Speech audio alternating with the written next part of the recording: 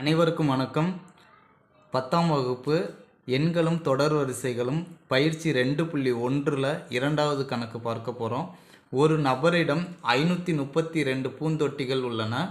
அவர் வரிசைக்கு 21 பூந்தொட்டிகள் வீதம் அடுக்க விரும்பினர். எத்தனை வரிசைகள் முழுமை பெறும் எனவும் மற்றும் எத்தனை பூந்தொட்டிகள் மீதம் இருக்கும் எனவும் காண்க. இதனுடைய விடையை கண்டுபிடிக்கிறதுக்கு நம்ம எந்த முறையை பயன்படுத்த போகிறோம் அப்படின்னு பார்த்தீங்கன்னா, A = BQ + R இந்த ஃபார்முலாவை தான் பயன்படுத்த போகிறோம். இது என்ன ஃபார்முலா? யூக்ளின் வகுத்தல் முறை, துணை தேற்றம். ஓகேங்களா? ஸோ இதை பயன்படுத்த போகிறோம். ஸோ இதில் ஏன்றது உங்களுக்கு தெரியும், வகுப்படும் எண். பின்றது வகுக்கும் எண். ஓகேங்களா? Q உங்களுக்கு என்னன்னு தெரியுங்க, ஈவு. R மீதி. சரி, இப்போ மொத்தம் எத்தனை பூந்தொட்டிகள்னு சொன்னாங்க? 532 பூந்தொட்டிகள். ஓகேங்களா?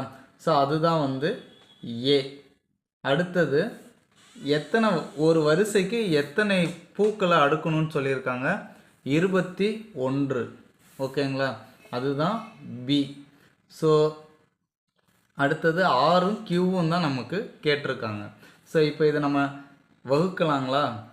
53ல் எத்தனை 21 இருக்கும்? 2 21. அப்போ பெருக்குனா 42.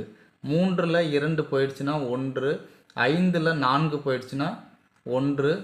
அடுத்தது என்ன பண்ணுங்க, இந்த 2 கீழே இறக்கணும். இறக்கியாச்சுங்களா? ஸோ இப்போ 21 5 முறை நம்ம பெருக்கினா என்ன வருங்க? 105. ஸோ இப்போ மீதி எவ்வளோ இருக்கும்? 7. அப்போ ஒரு வரிசைக்கு எத்தனை பூந்தொட்டி அடுக்கலாம்னு பார்த்தீங்களா? 25 அடுக்கலாம்.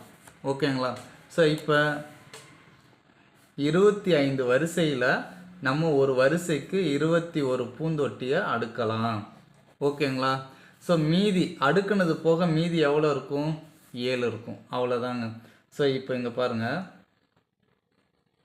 = 21 × 25 மீதி 7. ஸோ இப்போ எழுதிக்கலாங்களா? 25 வரிசைகளில் பூந்தொட்டிகளை 21 பூந்தொட்டிகள் வீதம் அடுக்கலாம். அடுத்ததாக மீதம் இருக்கும் பூந்தொட்டிகளின் எண்ணிக்கை 7. அவ்வளோதாங்க இதனுடைய விடை. ஓகேங்களா? தேங்க்ஸ் ஃபார் வாட்சிங்னா. Thank you to all.